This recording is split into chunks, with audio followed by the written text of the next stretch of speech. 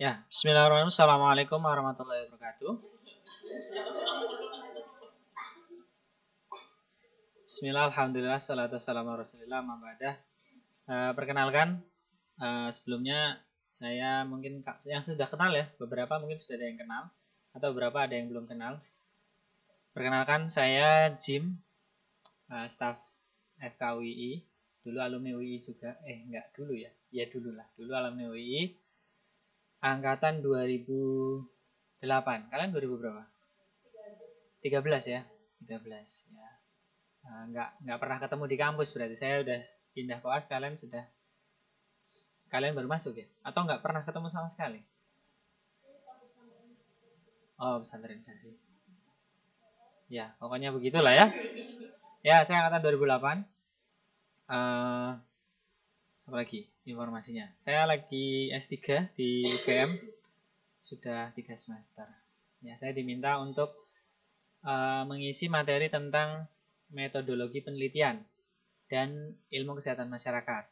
Itu kalau kiblatnya dari Gajah Mada itu namanya IKM. Kalau ilmu kedokteran komunitas itu miliknya Universitas Indonesia.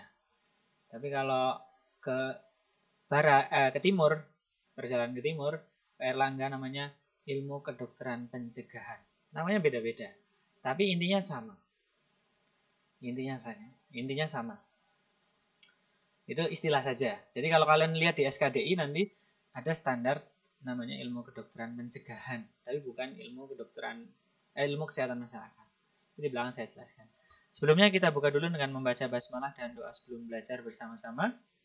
Bismillahirrahmanirrahim. Raditu billahi rabba wa bil islami dina wa bi Muhammadin nabiyya wa rasula rabbi zidni ilma warzuqni fahma. Rabbi zidni ilma warzuqni fahma waj'alni minas shalihin. Allahumma ighfirli wa li walidayya warhamhuma kama rabbayani shaghira. Allahumma la sahla illa ma ja'altahu sahla wa anta taj'alul hazna idza syi'ta sahla. Rabbana atina min ladunka rahmah wa hayyi' lana min amrina rasyada. Amin. Ya, ini ada di lembar mutabaahnya ya, di doa sebelum belajar di awal-awal. Ada nggak di buku kalian? Ada ya. Ya. Terus untuk persiapan UKM PPD sukses ya, ini dibuat oleh beliau Dr. Fadli. Untuk teman-teman mengisi nih harus diisi. Ya, ingat pesantrenisasi dulu. Pesantren pas SMA ya, SMA, SMP, SD, mungkin membuat kayak gini ya, ngisi-ngisi kayak gini. Oke, sebelum masuk ke materi, mungkin beberapa ada yang pernah saya kasih materi ini, yang sudah tahu materinya, ya saya kira diulang saja. Tapi kalau belum tahu materi ini, ya dengarkan gitu. Kalau yang belum tahu, kalau yang sudah tahu, cukup di ingat-ingat lagi. Nah, ini saya punya tips ya. Meskipun yang memberi tips belum pernah ikut ujian UKM PPD. Artinya saya sendiri tidak pernah ikut ujian UKM PPD. Saya ikutnya UKDI. Uji kompetensi dokter Indonesia. Beda, ada perbedaan. Karena kalau UKM PPD kan uji kompetensi mahasiswa pendidikan profesi dokter. Mahasiswa yang diuji. Sedangkan kalau UKDI yang diuji dokter. Ya. Tuh. Tapi intinya sama. Loh, tapi nama beda itu jadi beda.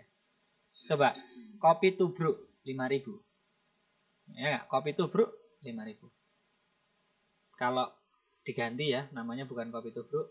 Kalau di Starbucks tuh namanya apa? Apa ya? Espresso. Espresso. Wah, espresso coffee 50.000. Beda nama, isinya sama, pahitnya sama, kopinya sama. Tapi beda nama, beda. Ya nggak? Iya, nama itu penting. Ya, nama itu penting. Oke, lanjut ya. Kayaknya kalian tegang sekali ya. Enggak saya. Garing, Dok. Oke, garing. Perlu air ya. Kalian ketawa nggak apa-apa loh. Oh, nggak apa-apa. Menunjukkan kalau saya tidak sendirian gitu. Oke ya. Pertama, tipsnya adalah pahami anatomi dan fisiologi soal. Ya, kan ini bahasanya kedokteran banget. Pahami anatomi dan fisiologi soal. Soal-soal UKM PPD itu secara anatomi bentuknya seperti ini. Pertama, terlihat ya? Apa terlalu kecil ya? Kecilan. Oke. Sebentar.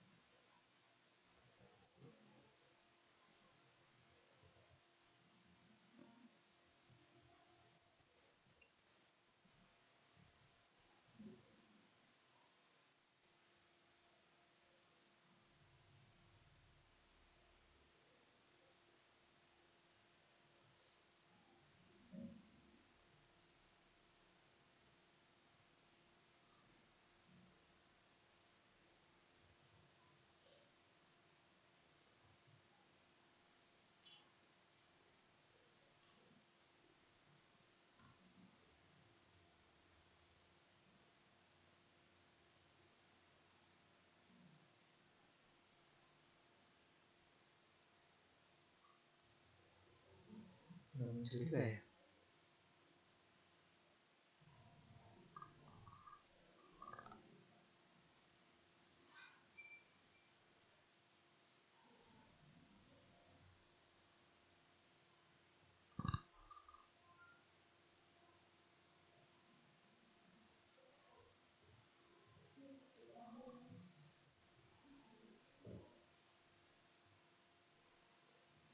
Oke, terlihat ya?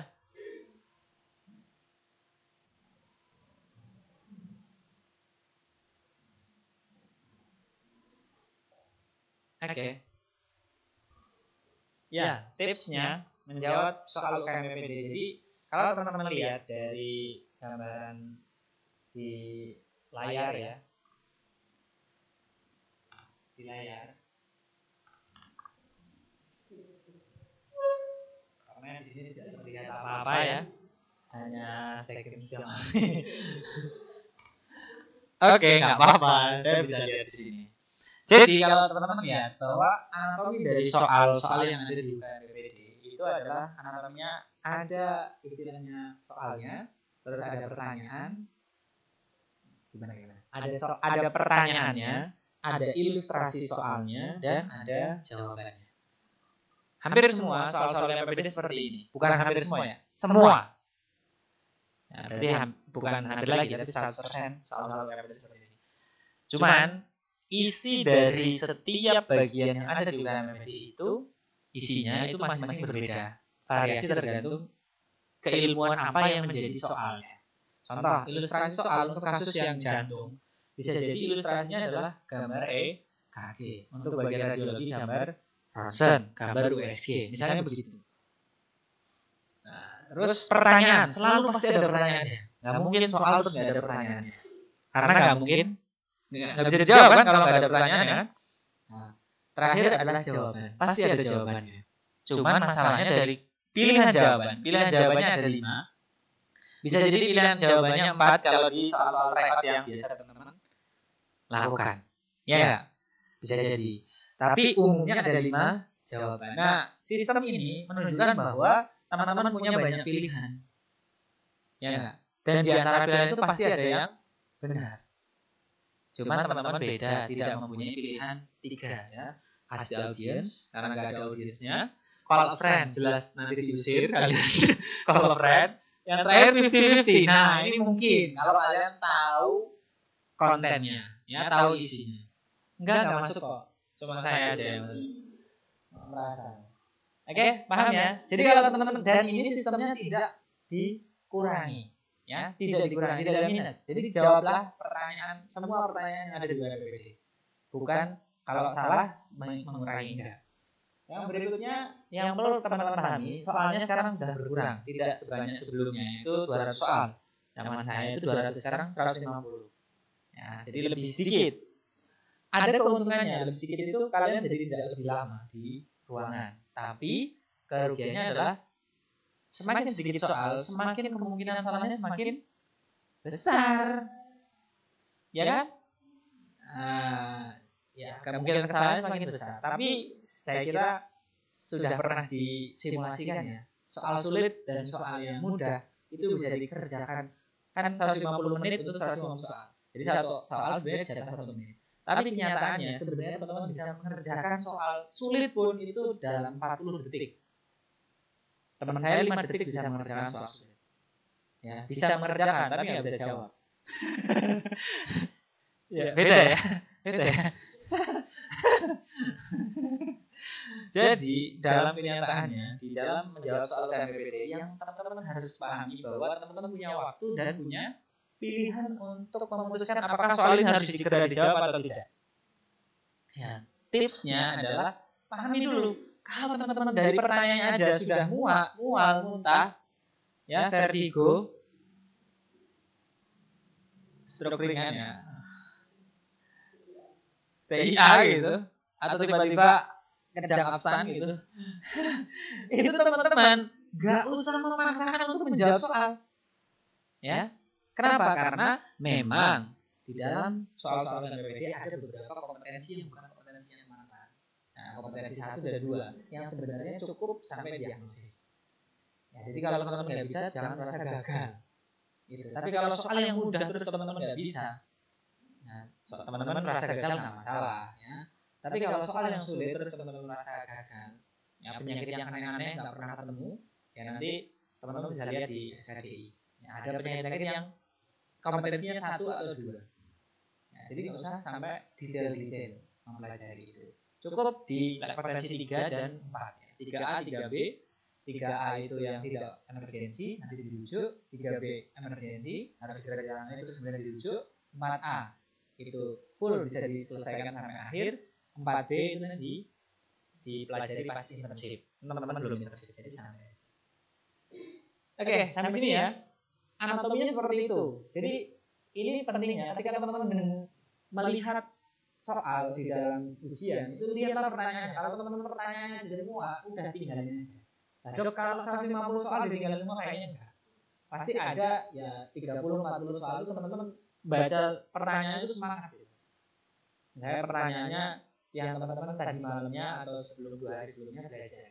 Ya, belajar objin, pertanyaannya diagnosis keluhan pasien. Dilihat, ini kemungkinannya misalnya VB ya, vaginosis bakterial misalnya. Udah langsung tahu, jadi langsung bisa jawab kan?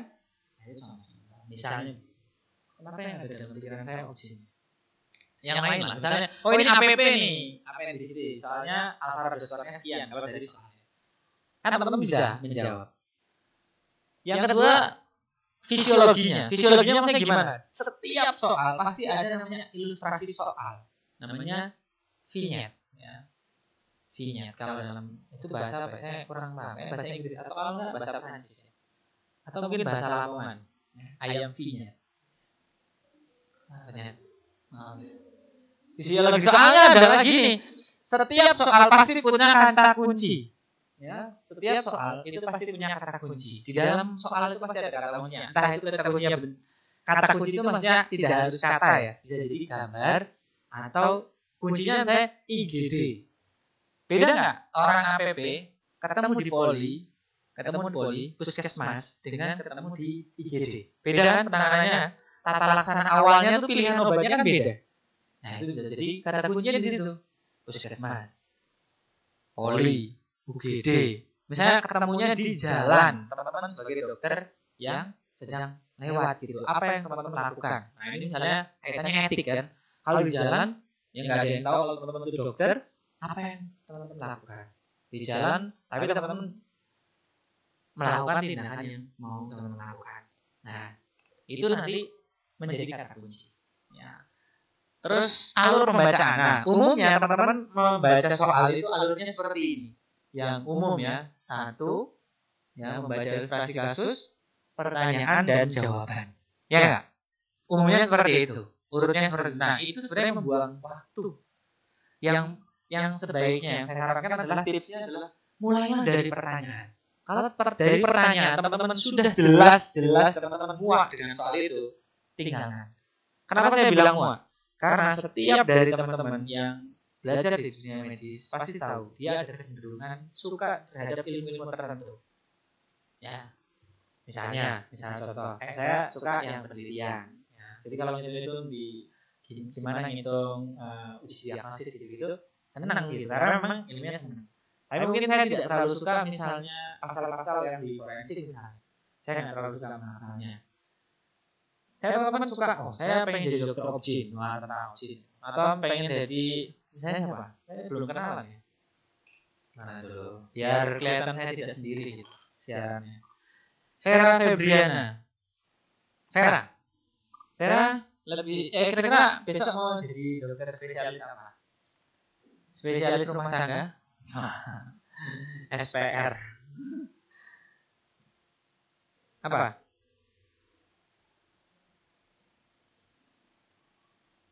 Spesialis apa? Pengennya apa pengennya?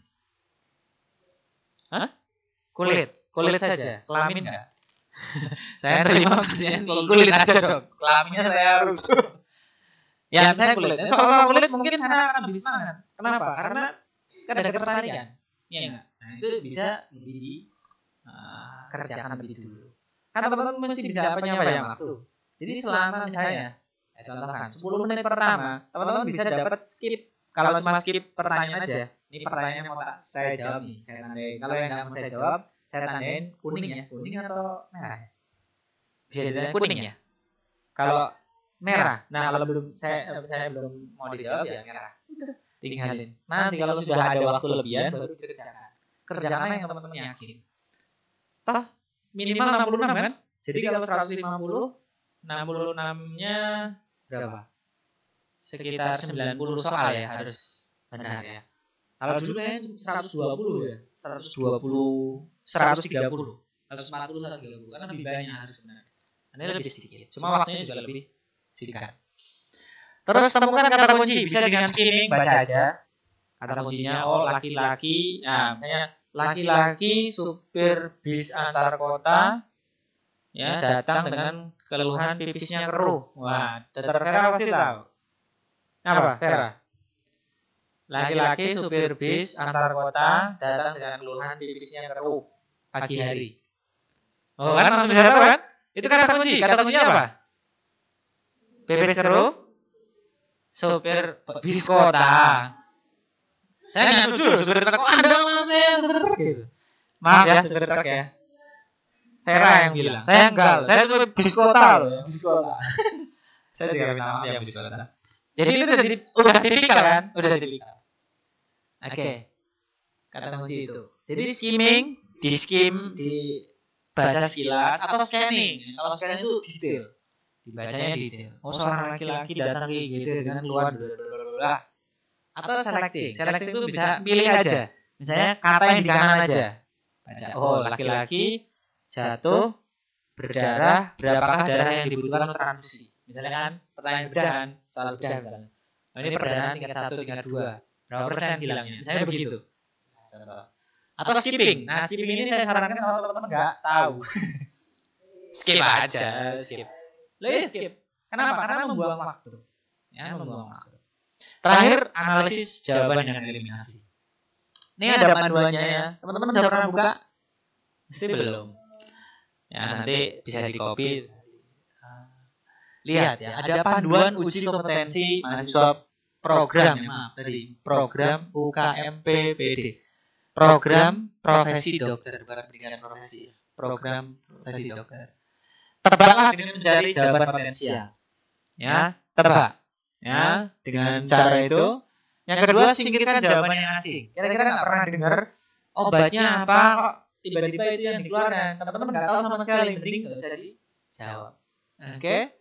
Jadi relax saja, tarik nafas panjang, dan senyum. Jadi senyum-senyum depan monitor. Ya. Paling pengawasnya cuma ini aneh ya.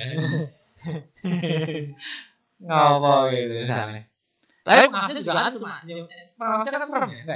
Enggak. Saya pernah jadi pengawas untuk tryout gitu. Teman-teman tuh ada yang tidur ya. Kok bisa gitu? Bukan Anda memang. Saya udah lama, 2 tahun yang lalu jadi pengawas tryout itu. Ada yang tidur. Nah, kalau saya memang setuju dengan yang tidur itu. Jadi kalau bisa tidur terus nanti bilang sama pengawasnya, Pak 5 menit lagi saya dibangunkan ya. Daripada saya emosi jiwa menghadapi soal ini, saya tidur saja. Oke. Intinya itu ya sebenarnya hidup itu akan menjadi lebih ringan, lebih indah kalau kita banyak bersyukur. Alhamdulillah loh, kalian tuh sehat bisa ikut ujian. Ya banyak orang di sana di luar sana yang pengen jadi dokter, ya. Tapi ya karena keterbatasan fisiknya atau karena tidak ada biaya, jadi dia tidak bisa ikut ujian. Bagaimana bisa jadi dokter kalau dia tidak ikut ujian? Kalau teman-teman kan sedikit lagi. Cuman waktunya kapan? Nanti pasti di waktu yang tepat. Ya. Jangan lulus tepat waktu, tapi luluslah pada waktu yang tepat. Wah, itu quote-nya hari ini. Nah, benar. Saya itu lulus itu kalau dihitung secara waktu itu tepat waktu. Tapi tidak pada waktu yang tepat. Karena pas lulus ujiannya harus 2 kali. UKD-nya harus 2 kali. Bukan saya nggak lulus ya, bukan sombong, tapi memang iya. Tapi memang gagal karena satu bagian itu tidak bisa mensahkan bagian yang lain. Ya, ujiannya harus 2 kali. Ya, jadi kan saya lulus tepat waktu tapi tidak pada waktu yang tepat. Beda dengan teman saya. Teman saya lulus langsung KMPPD. Nah, jadi saya adalah generasi terakhir UKDI. Setelah itu baru KMPPD. Iya, itulah lulusan saya pas lulus. Itu namanya lulus tepat waktu tapi tidak pada waktu yang tepat. Ya. Enggak setahun, cuma beda periode. Saya Mei, Agustus sudah KMPPD. Bagus. Ada hidup tuh kayak gitu. Ya, teman-teman yang KMPPD kemarin, ya, yang belum lulus, ya, yang nyaris nilainya 65,5 itu banyak. Itu nyaris lulus. Kan jadinya nggak lulus. Ada juga yang nyaris tidak lulus. Jadi nilainya 66 pas. Nah, nyaris tidak lulus. Kalian mau pilih yang mana? Nah, jawabannya jangan begitu kalau lulusan UI. Jawabannya adalah lulus pada waktu yang tepat dan diridhoi Allah. Wah. Loh iya. Kalian lulus cepat-cepat juga mau ngapain? Lulus mundur juga mau ngapain? Ya. Iya. Saya punya teman itu tadi. Ya, bukan saya punya teman lagi, saya sendiri. Setelah lulus harus ujian lagi. Udah gitu. ISIP-nya baru berangkat tahun depannya. Udah lulus dari bulan Juli, saya udah disumpah dari bulan Juli. Lalu berangkat ISIP itu bulan Februari tahun depan. Paham ya? Jadi santai. Sans kalau santuy. Tingkat kompetensi, ya. Teman-teman punya tingkat kompetensi masing-masing dari dokter, ya. Secara umum kita harus menguasai yang tingkat 4A, ya, minimal 4A. Ya, kalau yang baik lagi 3A, 3B kalian juga menguasai dengan baik untuk ujian KMPPD.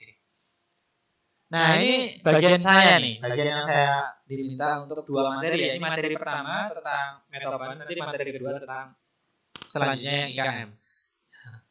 Nanti kita akan bahas-bahas si corona ya. Corona yang lagi terkenal itu loh. Ya.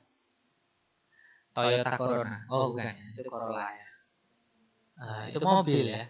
Iya. Maaf ya. Gak usah emosi. Ini kok. Ya, jangan dimaafin. Emang laki-laki emang brengsek aja. Semua laki-laki itu brengsek. Iya. Benar. Makanya saya gak suka laki-laki. Ya itu misalnya pertanyaannya. Komunikasi, menyelenggarakan komunikasi lisan dan tulisan, ya. Lain sebagainya sampai menyusun penulisan karya ilmiah. Nah, ini yang saya tadi maksudkan ya. Jadi kalau dibuka di SKDI ya. SKDI ini kesehatan masyarakat, kedokteran pencegahan dan kedokteran komunitas. Itu UGM, UI dan UNER. UNER itu kedokteran pencegahan, UI itu kedokteran komunitas, UGM itu kesehatan masyarakat. Ya, kalau dalam dunia agama itu ada Imam Syafi'i, Imam Hambali, Imam Maliki, ya, sama Imam Hanafi. Nah, ini adanya Imam UGM, Imam UI dan Imam UNER. Begitulah. Mazhabnya beda-beda. Intinya banyak sebenarnya. Teman-teman punya kompetensi ini, ya. Kelihatan nggak? Kecil banget ya. Ya, nanti di copy aja lah. Kalaupun kelihatan kalian juga nggak ngerti juga. Intinya setiap dari bagian ini teman-teman harus tahu minimal pernah mendengarkan. Nanti di materi yang saya berikan di UIKM itu insya Allah mencakup yang dari dalam kompetensi. Nah, blueprint atau kemungkinan soal-soal itu keluar dari sini. Jadi teman-teman sebenarnya enak banget mau ujian, sebenarnya soalnya kisi-kisinya sudah diberikan. Soal-soalnya contohnya sudah pernah teman-teman kerjakan. Ya enggak? Jadi faktor yang menyebabkan lulus teman-teman apa? Ada yang tahu enggak? Faktor penyebab lulus teman-teman apa? Faizia Maulidah. Faizia. Ya. Yang menyebabkan kamu lulus apa? Ayo, tunjukkan lulusan UI-mu. Jawab Allah Subhanahu wa taala. Oke ya, jawabannya Allah Subhanahu wa taala. Benar sekali. Ya. Loh iya, banyak orang kamu dia enggak kuat ya. Enggak kuat, ampun. Jadi, teman-teman itu nanti ya, pada saat mengerjakan soal, ingat ya, jangan pernah merasa kalau teman-teman itu bisa mengerjakan soal. Ya. Anggap aja teman-teman tahu soalnya, saya berikhtiar mengerjakan ini. Saya punya teman adik kelas ya, beberapa kali ikut ujian itu harus diulang. Saya sendiri kan ulang nih ujiannya. Terus habis itu ada kemarin kan ngeheng ujian 2 kali. Gimana rasanya? Enak kan? Enak, itu namanya rezeki. Ya, rezeki. Enggak bisa ditunda. Udah, kemarin ujian 2 kali. Enggak. Terus berharap enggak kan? Enggak. Ya jadi meskipun dia lulus jadi first take jadi langsung one shot, tapi tetap aja ujiannya 2 kali. Jadi ujian sekali, 2 kali, 3 kali, 4 kali, 10 kali pun sebenarnya sama saja. Kalau memang waktunya teman-teman lulus lah. Oke? Jadi nggak usah ada yang khawatir ya, besok lulus atau enggak ya. Tetap khawatir. Nah, tetap khawatir. Oh ya. Ya nggak apa-apa, santai aja. Gini loh, gini. Saya mau kasih ilustrasi yang lebih nyaman lagi. Kalau iya, maksudnya biar kalian dalam menghadapi UKMPP itu santuy. Karena dasarnya gini, kalau kalian nggak lulus, kalian tuh harusnya bersyukur. Tandanya pada saat kalian nanti internship atau maupun praktek, kalian tidak membahayakan pasien. Pertama. Yang kedua, kalian masih punya waktu untuk celelean. Iya tuh kan. Celeleannya gimana? Maksudnya teman-teman kan masih bisa belajar, masih bisa tanya-tanya. Ya enggak? Ya. Santai aja, enggak usah buru-buru. Lulus itu enggak usah buru-buru. Nikah dulu, punya anak dulu loh. Iya. Nah. Udah punya anak? Sudah punya anak? Belum? Sudah, anaknya berapa? 1, 3. 1. Gus. Suami 1. Kirain bisa aja. Bisa jadi. Lo kalau di desa itu seumuran siapa namanya? Husna. Itu umur berapa sekarang? 23. Oh, tetangga saya umur 14 tahun udah nikah 3 kali. Ya enggak apa-apa, dia nikah 16 tahun terus cerai 17 tahun nikah lagi. Bisa jadi. Itu adalah memang takdirnya begitu. Ya, santai aja. Lah iya, sering kali gini kan kalian ketemu kan di VK kan, yang kalian tolong persalinan itu seumuran sama adik kalian atau lebih muda lagi. Iya lagi. Kalian enggak malu? Kalian enggak merasa gagal sebagai perempuan? Enggak, pertanyaan saya. Merasa gagal enggak? Enggak. Seperti itulah yang lulus terakhir maupun lulus pertama. Yang lahiran di awal, di usia 18 tahun dia sudah lahiran. Apakah dia bangga? Enggak juga. Yang lahiran, misalnya kalian nikah ya. Lahiran kemarin umur berapa? 23. Baru lahiran? Iya. Misalnya, ini kan baru melahirkan, ya enggak? Bu, apakah dia terus kemudian berprestasi karena melahirkan duluan? Sebenarnya yang lulus pertama kali langsung one shot langsung lulus. Dengan yang lulus terakhir sama saja. Cuma masalah waktu. Ya, yang berbeda itu. Dan Allah pasti kasih yang terbaik. Itu pesannya. Oke, supervisi ini ada indikasi dan kontraindikasi dari vaksin, jenisnya dan segala macamnya. Ini sekarang menjadi komoditas baru di dunia rumah sakit, klinik itu tentang vaksin. Karena orang makin lama makin kesini makin sadar tentang kesehatannya. Oke, ada pertanyaan? Tidak ada? Gak dikasih kesempatan berpikir ya. Ada pertanyaan, gak ada, langsung sikat.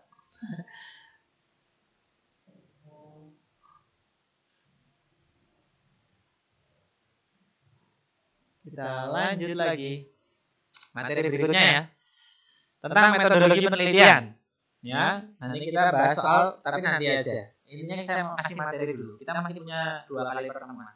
Ya, mungkin pertemuan kedua bisa digabung dengan teman-teman yang dari kelompok yang lain. Ini kan kelompok A ya? Nah, berarti kualitas super. Nah, kalau kelompok B kualitas KW1. Kelompok C kualitas KW3.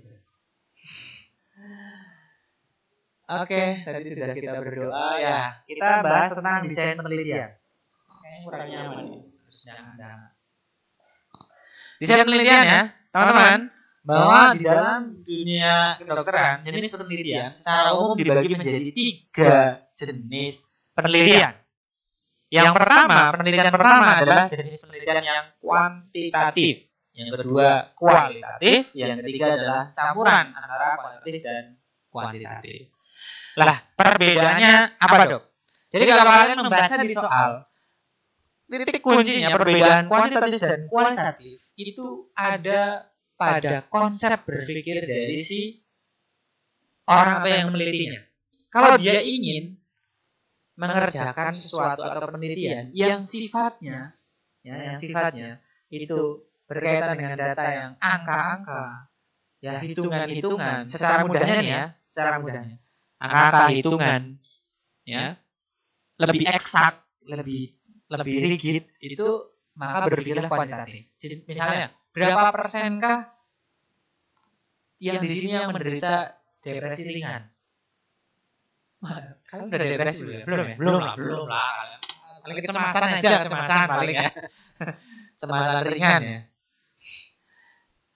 Itu berarti saya berpikir untuk menggunakan penelitian kuantitatif. Tapi kalau saya bertanya, kenapa ya kira-kira mahasiswa UKPPD itu kalau mau ujian itu sering cemas? Saya menggunakan penelitian.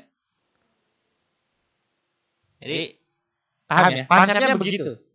Jadi kalau pertanyaannya nanti mengarahkan ke berapa persen dan segala macam, itu berpikirlah untuk penelitian yang kuantitatif. Kalau yang berkaitan dengan fenomena, menjelaskan sesuatu yang lebih mendalam, ya, namanya penelitian kualitatif. Nah, kalau mixed method, ya mixed method itu adalah untuk menjelaskan beberapa fenomena yang terjadi, bisa menggunakan pisaunya ya, kalau saya bilangnya. Kalau kita memotong, kalau saya ditanya, Dok, yang baik itu penelitian kualitatif atau kuantitatif? Kalau saya jawabannya seperti halnya kamu kalau di siapa tadi namanya? Husna. Husna itu kalau ganti popok, ya, ganti popok anaknya, iya, ganti popok anaknya, itu pakai ukuran popok XL atau XXXL atau yang M atau yang S untuk anaknya. S. Karena anaknya masih seumuran berapa bulan? 4 bulan. Nanti kalau sudah 8 bulan, 9 bulan, bahkan setahun, itu ukurannya akan beda kan? Jadi ukuran popok yang benar yang mana? Yang XL, yang L, S, atau M? Sesuai dengan kepentingannya kan? Begitu juga penelitian. Kalau kepentingannya untuk menjawab terkait dengan apa sih yang dibalik fenomena itu, maka gunakan kualitatif. Kalau kepentingannya untuk tahu berapa persen yang kena penyakit, ya, misalnya Mbak siapa? Detia. Mesti kakaknya namanya Katia. Kayak. Detia itu pengen jadi dokter apa misalnya? Saraf ya. Dokter saraf ya. Sekarang sudah ada dokter saraf. Adanya neurologi. Spesialis neurologi. SPN ya. Iya, SPN, namanya SPN. Sekarang sudah diupdate namanya SPN. Jadi kalau buka plang namanya sudah SPN, spesialis neurologi. Nah, SPS. Misalnya neurologi. Misalnya tanya, kira-kira berapa persen sih dari populasi usia 60 tahun yang kena stroke? Nah, itu pertanyaannya itu dijawab dengan penelitian kuantitatif. Tapi kalau ditanya kualitas hidupnya atau kira-kira keluhan-keluhan yang sering terjadi pada pasien stroke misalnya, itu apa aja? Jadi bisa kualitatif. Atau keduanya, saya pengen tahu berapa banyaknya dan berapa keluhan yang muncul. Dua-duanya digunakan di sound. Namanya kualitatif dan kuantitatif. Oke, kuantitatif dibagi jadi dua, deskriptif dan analitik. Ya. Kata kuncinya ya.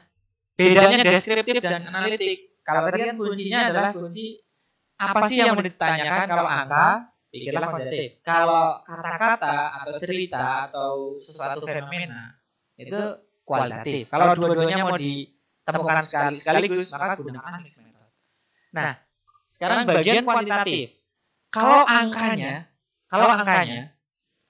hanya angka saja, yang dari setiap bagian dari yang kamu teliti itu dipaparkan begitu saja, namanya deskriptif. Kamu sampaikan saja, kamu paparkan saja, namanya deskriptif. Kalau analitik, kamu sudah mulai menghubungkan, menggabungkan, menganalisis, membandingkan. Namanya analitik. Ya, jadi kalau misalnya ditanya di soal, berapa persenkah yang terkena virus corona? Saya ingat kalau corona itu ingat alat sterilitas di rumah itu. Namanya corona.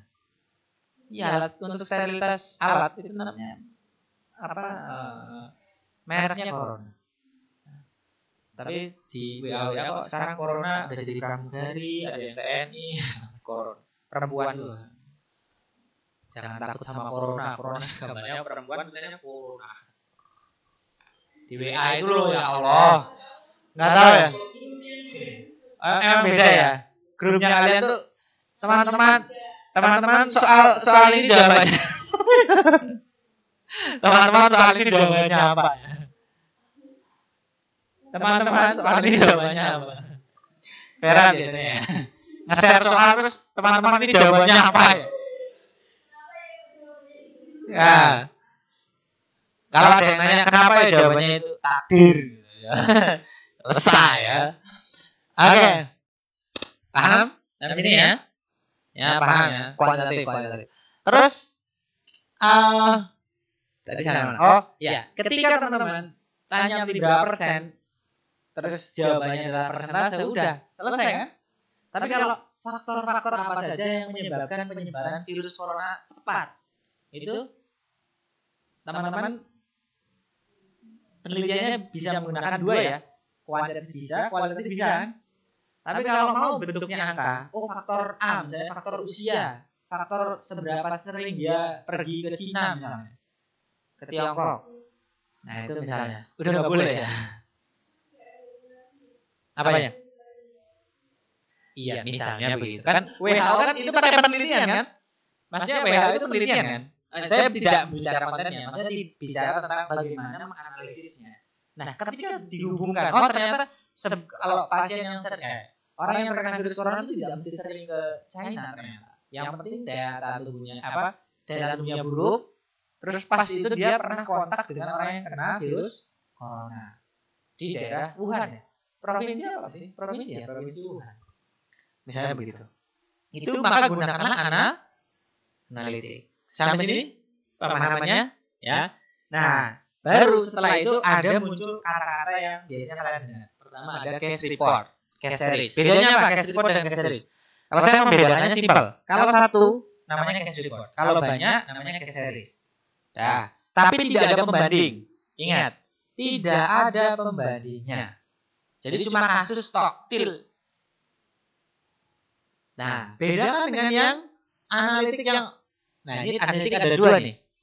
Cara melihat penelitian bisa juga dua. Yang pertama, penelitian itu si peneliti itu hanya melihat atau mengobservasi atau dia memberikan tindakan. Kalau memberikan tindakan namanya eksperimental. Eksperimental ada eksperimental murni atau eksperimental sesungguhnya, true eksperimental, namanya RCT. Ya. URCT. Kamu adalah city tadi. RCT artinya. Kurang. Observasional itu hanya melihat saja. Artinya si peneliti itu tidak melakukan tindakan intervensi, dia hanya melihat. Contohnya, ini yang sering teman-teman dengar, ada cohort, ada case control, ada cross sectional. Perbedaannya gimana, Dok? Nah, membedakannya kan kalau di kata kunci soal, dokter memberikan penurun panas kepada setiap pasien di atas usia 5 tahun. Nah, itu berarti penelitian itu memberikan penurun panas pada setiap pasien usia 5 tahun di daerahnya yang misalnya sedang terkena wabah corona misalnya. Itu berarti dia eksperimental, ya enggak? Tapi kalau dokter mendata pasien-pasien yang punya penurun panas di rumah, maka itu namanya contohnya begitu ya. Nah, itu contoh-contoh. Nah, sekarang kalau pertanyaan, Dok, observasional kan ada banyak pilihannya, ada cohort, ada cross-sectional, ada case control. Bedanya apa? Nah, sekarang membedakannya simpelnya begini. Teman-teman kan punya kamera ya, punya HP ya. Di HP-nya itu ada kameranya. Kamera itu kalau foto, itu namanya kalau cross-sectional itu seakan-akan analoginya foto. Jadi hanya memotret satu waktu, cekrek udah selesai. Ya, misalnya si dokter itu hanya mengambil pada bulan Februari atau Januari saja. Itu namanya cross-sectional. Tapi kalau dokter melihat ke belakang, riwayat sebelumnya, apakah dia pernah berpergian ke daerah Wuhan atau tidak, dan segala macamnya, itu maka dia menggunakannya, pilihannya bisa dua. Bisa cohort, bisa case control. Kok bisa dua, Dok? Karena kalau kamu lihatnya dari penyakit, bermula dari penyakit, oh ini yang kena virus corona dan tidak kena virus corona, jelas itu namanya penelitian case control karena mulainya dari penyakit. Tapi kalau mulainya dari orang yang berpergian ke Wuhan dan tidak, itu kan faktor resikonya. Berarti itu namanya cohort. Meskipun pasiennya saat ini sudah terkena virus corona. Saudara bisa mengikuti satu frekuensi, ya, cukup. Terlihat, masih loading. Gak apa-apa. Ya dicerna. Habis itu dikeluarkan jangan lupa ya. Iya, kalau dicerna atau nggak dikeluarkan, bahaya. Nah, bisa jadi penyakit macam-macam. Oke, sampai sini paham ya. Jadi cohort dan cohort dan case control itu seperti video. Ya, kalau cross sectional seperti foto, potret. Oke. Lanjut. Nah, ini penjelasannya yang saya jelaskan tadi. Nah, ini cuma baca aja sih sebenarnya. Apa yang tadi saya sampaikan ini. Jadi satu slide tapi menjelaskan sampai ke beberapa slide selanjutnya. Nah, ini gambarnya seperti ini ya. Kalau cross sectional, kita tidak mengakses exposure dan outcome ya sendiri-sendiri, tapi kita akses semua berbarengan bersama. Yang memotret. Kalau case control, lihat awalnya dari outcome yang jelas ya, outcome yang jelas di sini, ya, outcome yang jelas, misalnya dia kena corona atau tidak, terus kemudian dilihat faktornya apa saja. Apakah dia pernah minum sop kelelawar ya, atau sop tikus, yang kemudian viral itu ya. Kalian juga dapat viralan seperti itu juga. Nah, di Twitter atau di mana? Di lain ada. Yang nyebarin kayak gitu. Lanjut.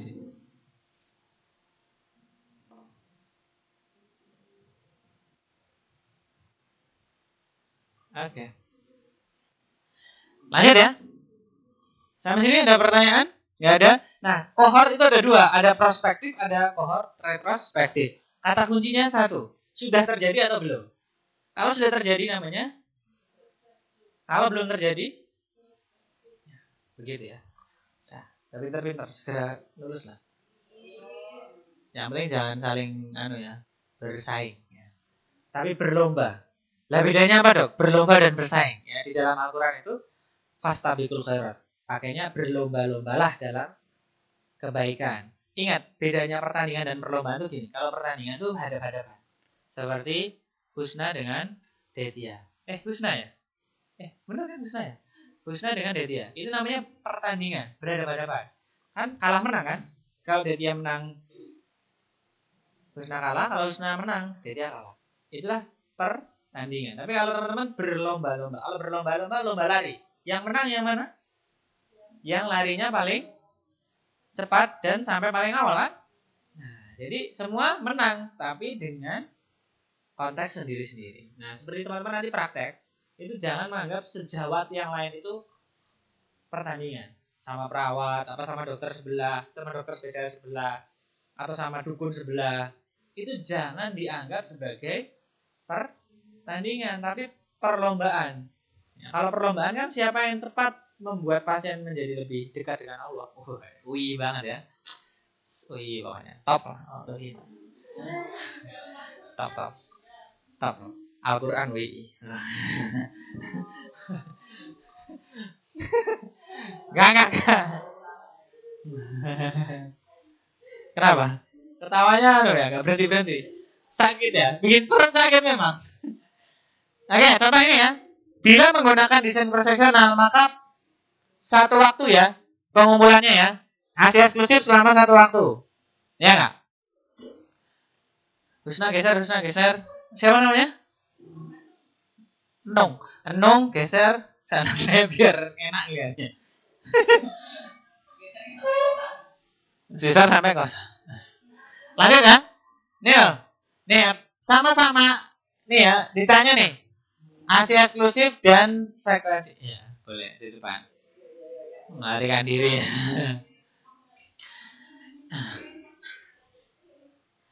Kalau ketawa jangan lebar-lebar, Mbak. Nanti kursinya masuk. Ditutup.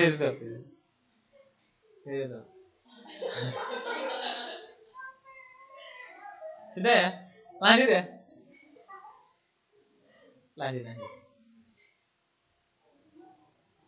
Saya tuh bercita-cita di FK itu bikin komunitas yang lucu-lucuan gitu. Karena iya, komunitas receh gitu. Oke, lanjut ya. Ini pertanyaannya sama, tapi pisaunya bisa pakai dua. Bisa pakai pisau namanya cross sectional, bisa pakai pisau yang namanya case control. Kasusnya sama loh. Kasusnya sama-sama diare dan ASI eksklusif. Kalau mau pakai cross sectional, semua diambil. Misalnya siapa Bu? Mbak siapa Mbak? Mbak Iin dengan Mbak Enung. Ya, sama-sama punya anak nih. Kalau saya tanya, Mbak Iin pakai anaknya diberi ASI eksklusif nggak? Anaknya saya usia setahun ya. Oh iya. Mbak Enung, oh iya juga. Mbak Husna, saya belum ASI eksklusif, soalnya masih 4 bulan anaknya. Karena ASI eksklusif minimal 6 bulan. Di eksklusi. Nggak ditanya. Detia ternyata, oh enggak, saya wanita karir ya. Nggak bisa saya nyusuin. Ya, anak saya anak sapi. minum susu sapi. Nah, berarti contoh seperti itu ya. Kan sudah ketemu semua kan? Nah, setelah itu tanya, diarenya berapa kali? Nah, ketika data itu dikumpulkan satu waktu, itu namanya penelitian cross-sectional. Tapi kalau dikumpulkan dulu yang diare sebelah kanan, yang tidak diare sebelah kiri. Balik ya, ini kanan, kiri ya, pokoknya itulah ya.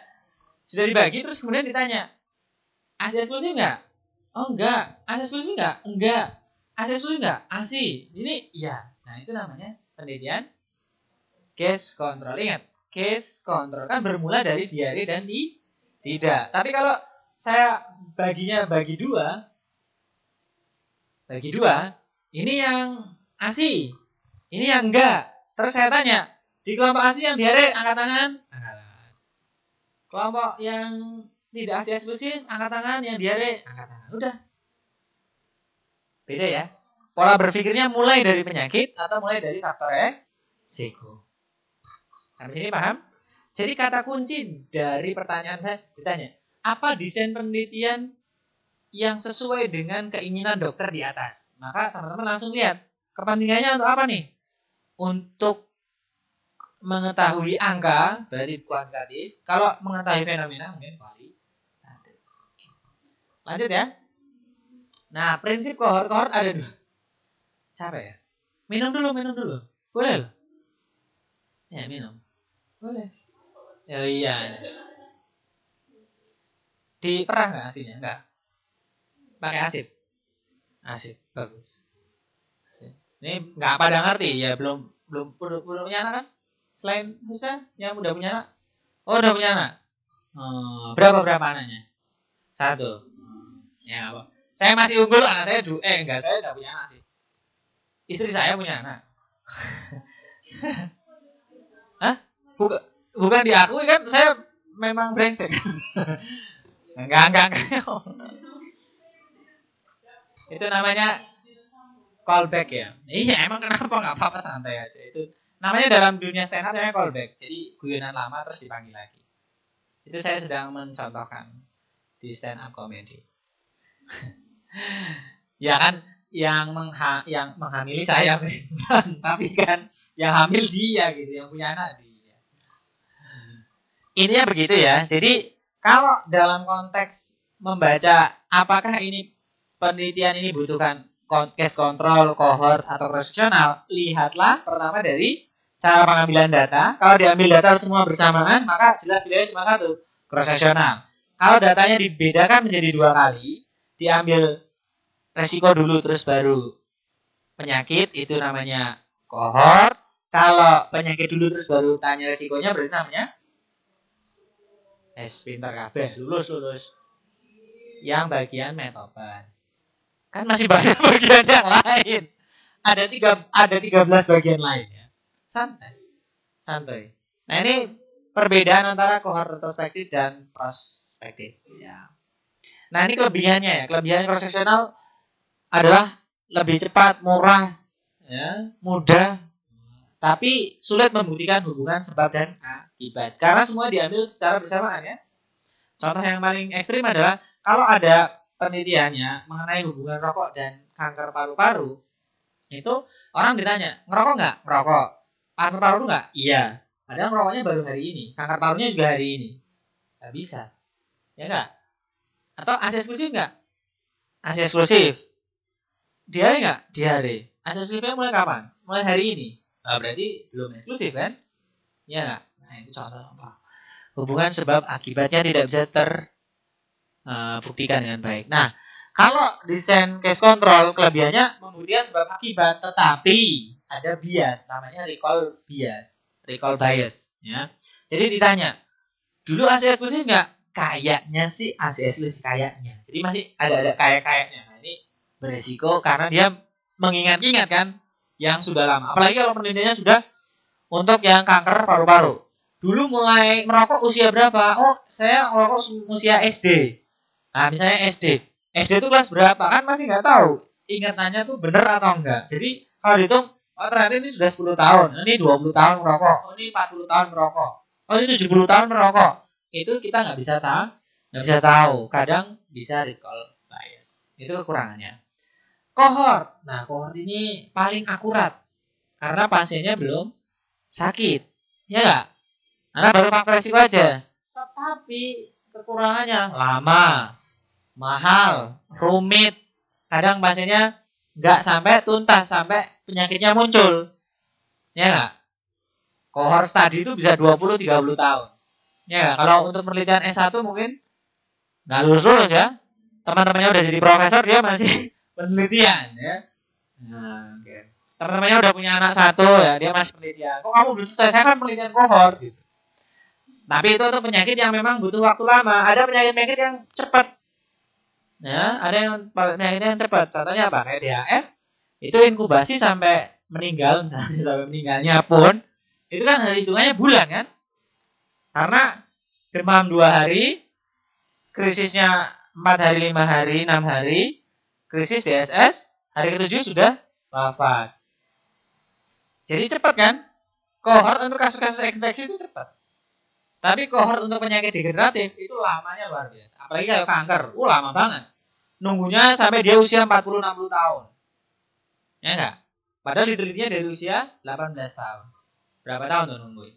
Kalau THF kan enggak, nunggu aja di awal tahun kan? Awal tahun musim hujan kan? Nanti dilihat.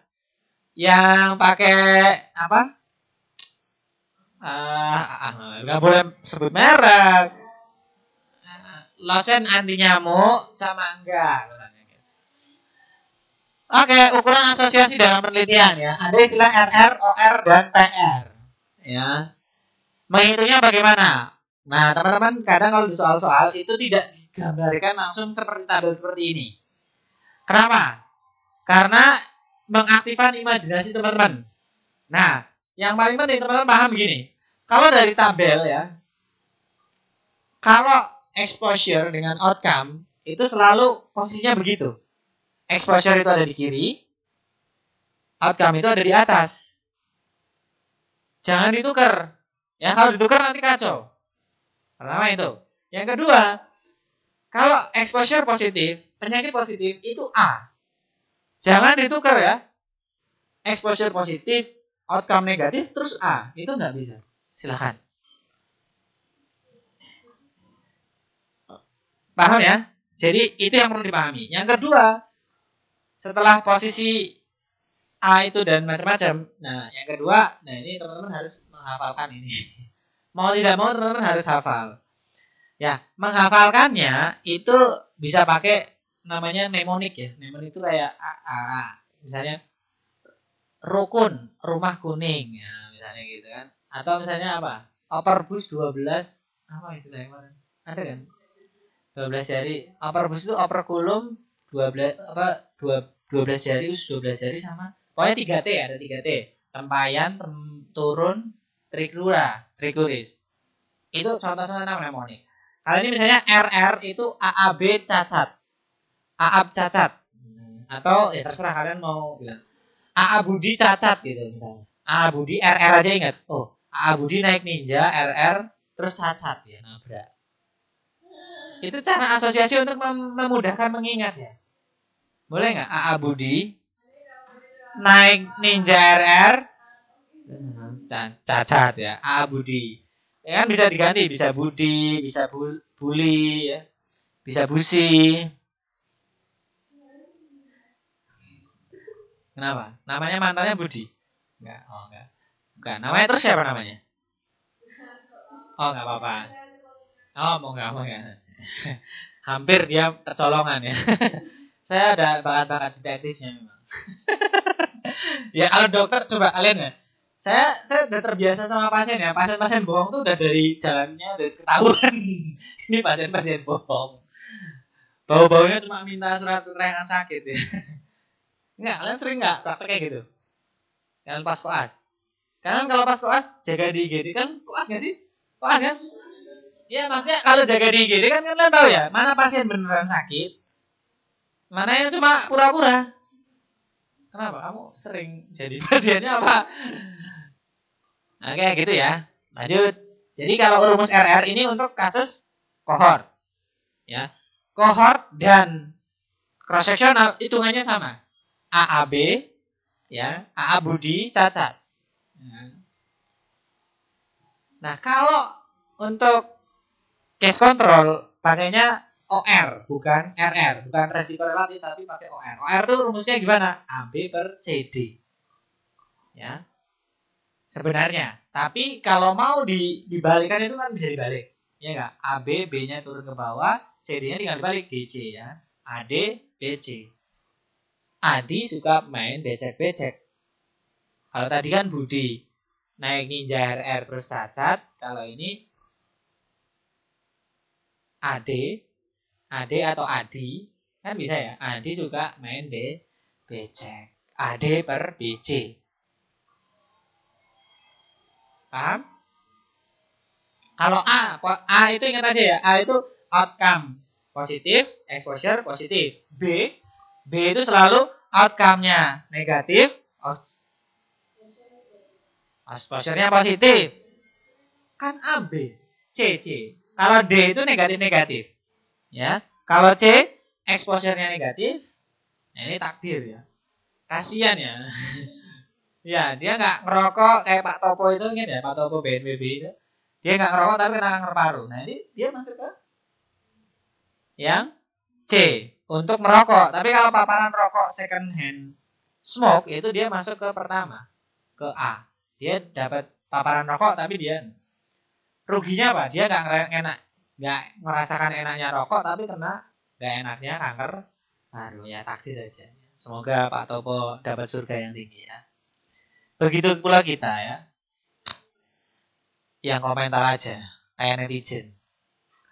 Interpretasinya ya, kalau hasilnya satu berarti tidak ada hubungan antara paparan dan outcome, exposure dan outcome. Kalau lebih dari satu menunjukkan adanya hubungan, tapi hubungannya negatif. Ya, jadi faktor resikonya memang mempunyai efek yang negatif terhadap outcome-nya. Contohnya merokok menyebabkan kanker paru, merokok menyebabkan kena diabetes, merokok menyebabkan kena, kalau kita gantilah misalnya gaya hidup duduk ya, orang banyak duduk itu menyebabkan terkena penyakit-penyakit degeneratif.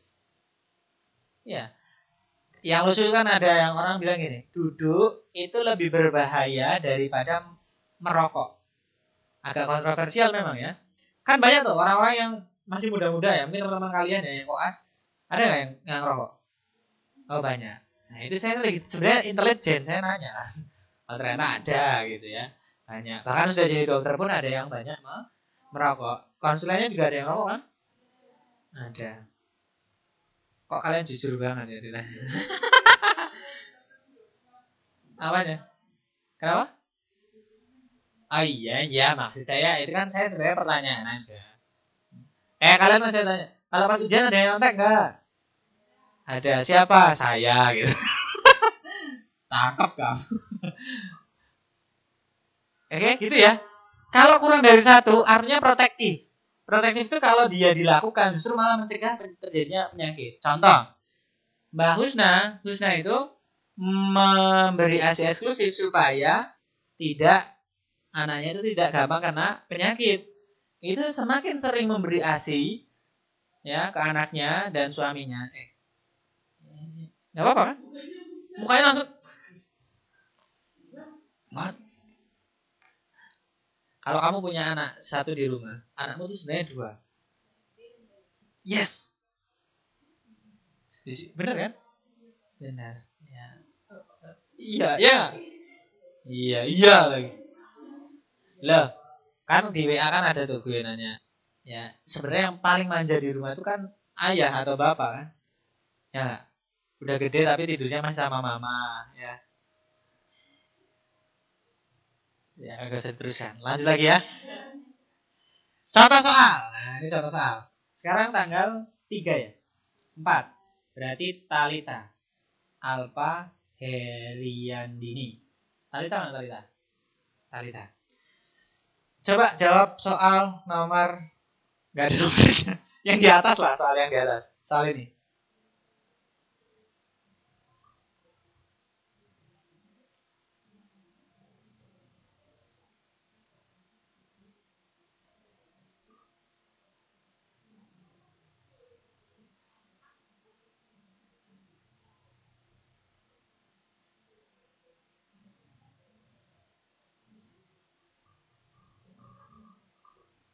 Apa?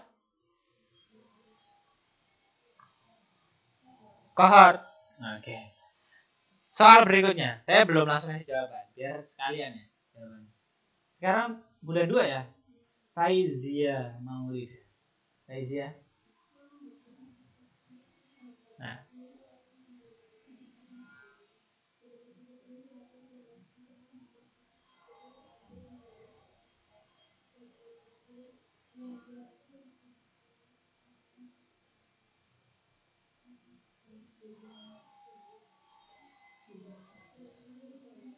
Apa?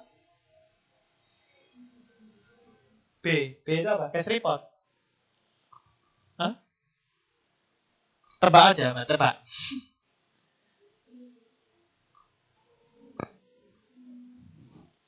Saya skip dok, seperti tadi tips dokter, kalau saya nggak bisa jawab saya skip. Ini beda banget ya, Faizia dengan Talita itu tadi membacanya beda banget.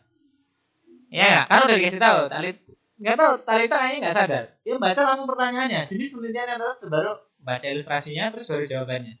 Kalau Faizia tadi seorang dokter. Oke ya, jawabannya benar kohort. Kenapa? Karena lihat. Dia melihatnya paparannya dulu. Terus hasil akhirnya baru dilihat. Ya enggak? Khas banget itu kohort. Udah kata kuncinya. Talita tadi menjawab kurang dari 1 menit. Mungkin hanya 30-40 detik. Kan bisa mengerjakan soal yang lain. Fazia tadi nggak tahu kan? Jawabannya masih bingung. Tadi sempat saya dengar jawabannya B. B enggak? Belum jawab ya. Kalaupun belum jawab, kalau teman-teman nggak bisa, tinggalin aja. Nah dok, nanti banyak soal yang ditinggalin. Nggak apa-apa, kan dia bukan mantan. Ditinggalin. Nah, kok beloknya ke situ. Mantan. Oh, apa itu mantan? Sombong amat. Nih, pegang pulpen.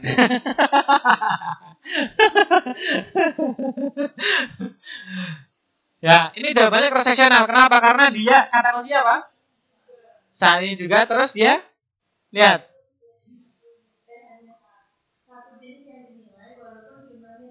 Iya. Kalau case series dan case report, ya, case series dan case report, dia ketemu kasus terus dijelaskan. Kalau cross sectional itu belum ketemu kasus, dia nggak tahu dapat kasusnya berapa. Tapi mungkin ada yang kasus, mungkin tidak. Namanya cross sectional. Iya, kalau case report dan case series. Kalau cross sectional, teman-teman lihat langsung. Oh, ini masih belum jelas nih. Paparannya siapa, ininya siapa, ya kan? Pokoknya saya ambil aja semua. Nanti saya lihat, oh ternyata yang kena virus corona, bukan ya. Disteri, ternyata belum saya ganti. Mungkin saya ganti lah besok, corona. Biar lebih kekinian. Oke? Paham? Kenapa nggak milih kohort? Karena paparan nggak jelas. Kasusnya juga nggak jelas. Case control apalagi. Jadi, jelas. Oke? Paham ya? Insya Allah. Sekarang lanjut uji diagnostik. Masih dengan saya? Masih. Ya, terima kasih. Ya, meskipun penjelasannya muter-muter kayak es puter, kayak gangsing, tapi teman-teman semoga dapat maknanya. Saya berikan analogi-analogi yang memudahkan teman-teman bisa mencerna. Lanjut uji diagnostik. Ini penelitian yang sedikit berbeda dengan penelitian yang tadi ya. Ini penelitian jenis lain. Ya, penelitian jenis lain. Ibaratnya dokter, kalau tadi dokter yang mainstream, ini dokter yang tidak mainstream. Wow. Contohnya dokter-dokter yang menjadi direktur, itu tidak mainstream, karena yang sedikit kan. Ya, sedikit. Ya uji diagnostik itu kayak gitu. Ya pokoknya saya ambil aja D-nya direktur diagnostik, gitu beda lah pokoknya ya. Nah, hasil tes. Kenapa? Ada masalah? Lanjut ya. Uji diagnostik itu sebenarnya tabelnya sama juga 2x2. Ya, tabel yang teman-teman lihat ini yang di sini nih. Ini nih tabelnya. Saya ambil tabelnya aja. Saya nggak nuliskan total-totalnya di kanan kirinya supaya teman-teman paham. Kalau tadi di sini apa? Exposure. Ini di outcome. Outcome-nya tetap sama, tapi exposure-nya diganti dengan tes. Outcome-nya ini berdasarkan namanya, kalau teman-teman masih ingat, namanya gold standard. Tapi sekarang sudah tidak pakai gold, ya, karena gold sudah diambil oleh kubu sebelah ya. Gold itu kan emas, ya, karena anggapannya tuh yang sesuai standar. Karena emas tuh dari dulu harganya tuh relatif stabil, ya. Apalagi Mas Joko, Mas Arsyad. Mas Arsyad itu siapa? Suaminya siapa? Oh, suaminya Deti ya? Belum suami, baru calon. Tapi sudah akan menjadi suami. Belum, ya. Saya doakan semoga segera ya. Semoga segera. Kamu kayaknya mengharap banget. Tanggalnya sudah ditentukan? Oh ya. Oh ya, yang kenceng sebelah sini. Dengan Arsyad juga sama. Dia nggak terima. Lo nggak apa-apa lo. Nggak apa-apa. Namanya tikungan tuh ya ada. Oh enggak ya. Saya baru berapa menit ya ketemu kalian, tapi membuat kalian bertengkar ya. Gak guyon ya Allah. Berantem. Baku hantam. Nih ya, kalau hasil tes sekarang namanya bukan gold standard tapi reference standar. Nah, standar yang menjadi referensi namanya reference standard. Jadi kalau di literatur kalian baca bukan gold standard lagi tapi reference standar. Karena tidak setiap dari penyakit itu punya gold standarnya. Makanya gunakanlah standar yang paling tinggi. Contoh gini. Nih, kalian koas di mana sih? Ngawi. Dokter Prayit ya. Nah, penyakit dalamnya. Dokter bedanya Dokter Uli, Dokter Edi, dan satu lagi.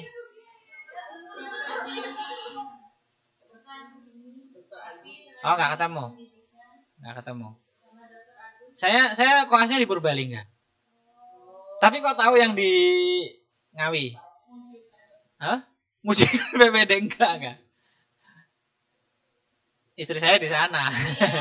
Jadi istri saya tuh senang banget kalau yang bimbing Dokter Edi ya. Dokter Edi. Dokter Wuli tuh saya pernah nguji bareng UKM PPD. Dokter Wuli. Beliau serius banget. Sering ngopi kan kalau pagi ya. Sebelum ya itu ya begitulah ya. Nah gitu ya Dokter Wuli. Nah oke. Sekarang saya tanya. Nih ya. Biar Dokter Wuli, Dokter Edi nggak malu. Reference standarnya untuk APP kok ketawa. Nih dok ya. Murid-muridnya ya dok ya.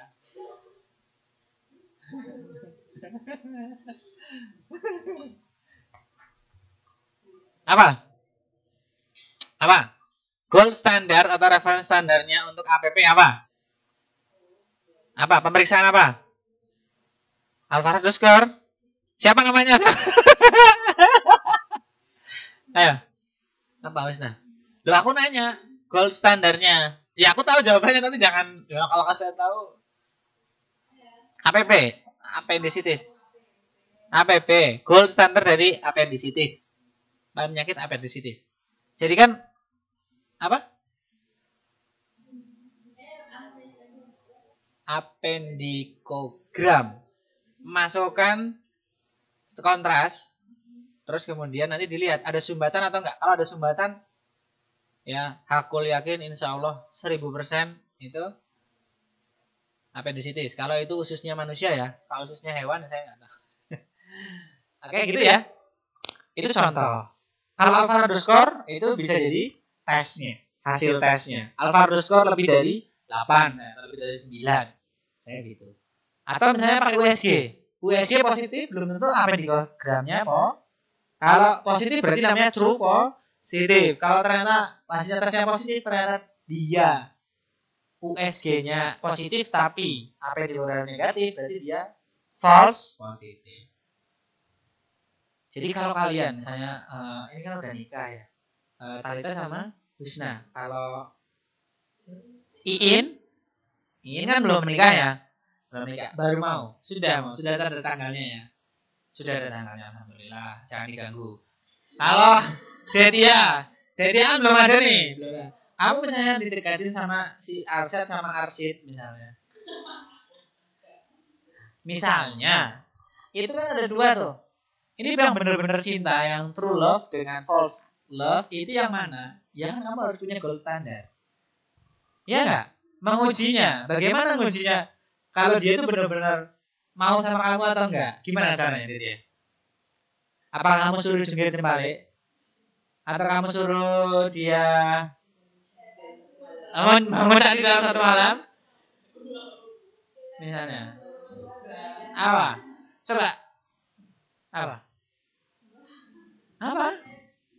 Contohnya itulah yang menunjukkan seseorang itu ini benar-benar cinta, ini benar-benar. Contohnya indikasi sederhana ya, laki-laki itu serius atau enggak adalah berani melamar atau tidak. Dia malah apa sombong ya, congkak. Congkak. Oke? Paham ya? Jadi analoginya begitu. Karena kalau pasti dia melamar, kemungkinan kan dia bertanggung jawab kan? Kan ada yang cuma pacaran, kayak Iin pernah digituin.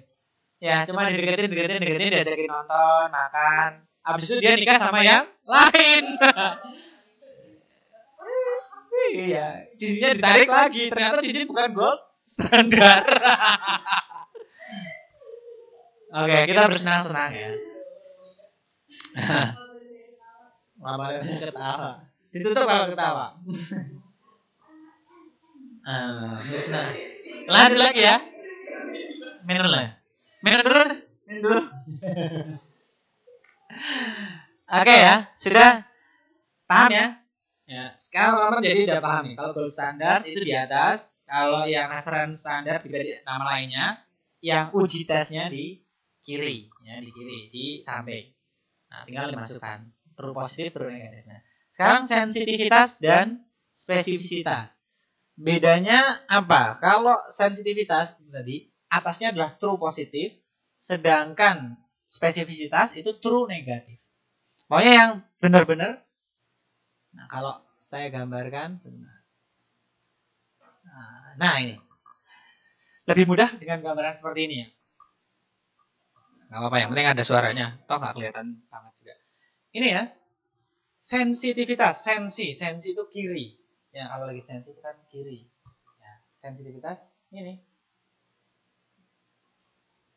A per A plus C.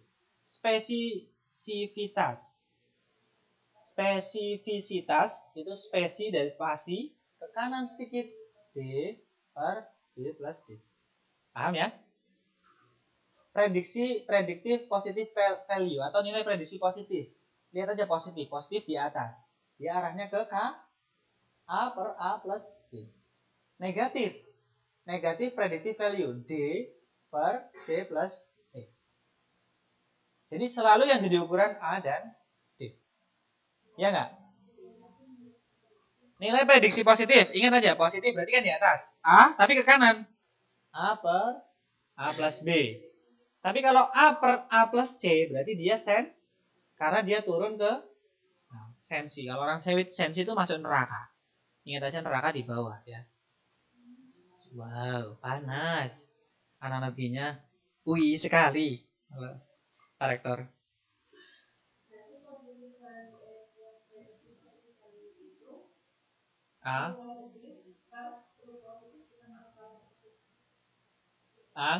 True positif dibagi.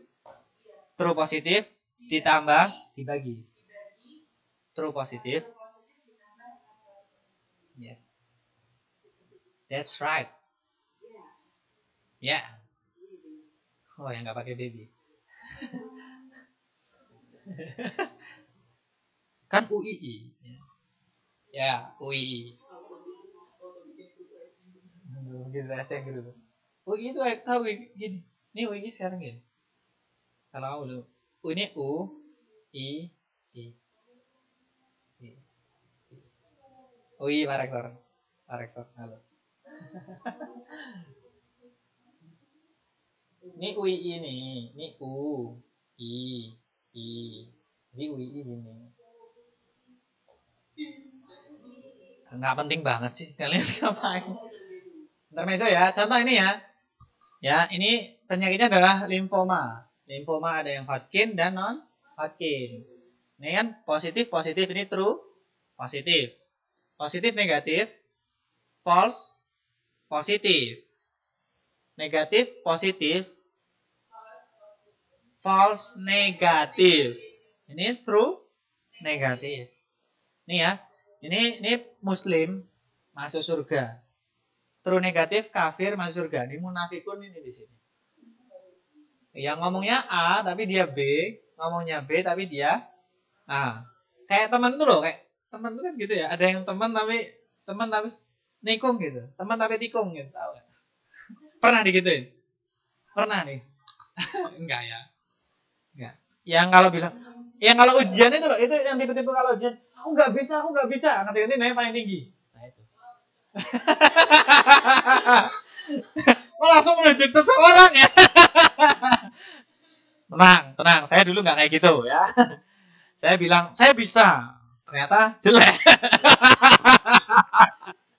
Emang sombong marahi.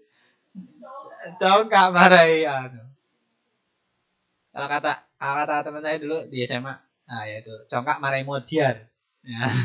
Marahi ambiar ya. Kalau sekarang kan ambiar ya. Ambiar mania. Lanjut ya.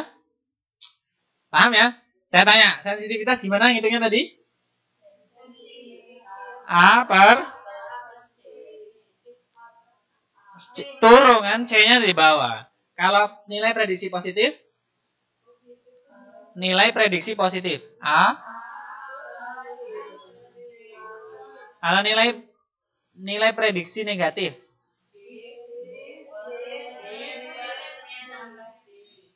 Kalau spesifisitas.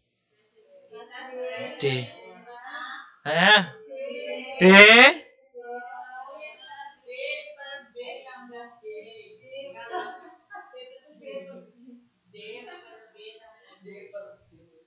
Ya, oke, gitu ya. Semoga masih ingat ketika nanti teman-teman pas ujian. Vera kayak, ya.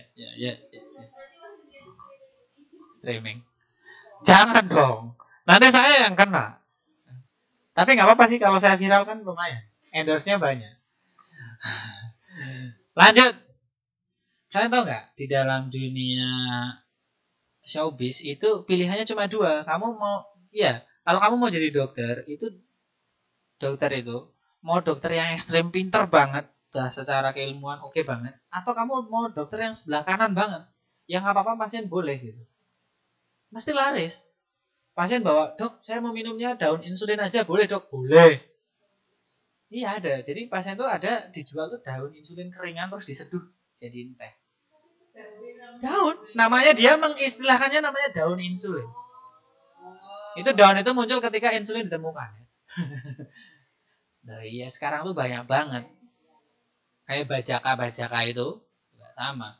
Bajaka nggak tahu ya? Nggak tahu bajaka. Bajaka tuh kayak rerum. Ya. Ya memang dokter tuh emang rata-rata kuper sih. Kurang pergaulan, bener. Makanya gampang ditipu kalau dokter itu. Rumput Fatimah beda lagi. Contoh rumput Fatimah ya. Ya kan? Rumput Fatimah kan beberapa kalau di VK kan sering ya. Nah, itu rumput Fatimah. Itu baru rumput Fatimah ya, belum rumput yang lain ya. Oh. Kamu mau nikah loh. Enggak. Saya punya teman nih. Saya cerita nih. Ini true story. Based on true story. Nah, orangnya masih ada. Masih hidup. 2 minggu. Pokoknya beberapa hari atau beberapa minggu sebelum hari H. Dia nggak jadi nikah. Undangan sudah disebar. Gedung sudah dipesan. Catering sudah dicoba.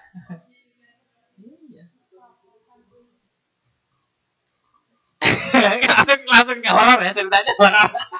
Enggak, tapi guyon. Setelah dia nggak nikah dengan calon yang ini, dia kemudian sebulan kemudian nikah dengan yang baru.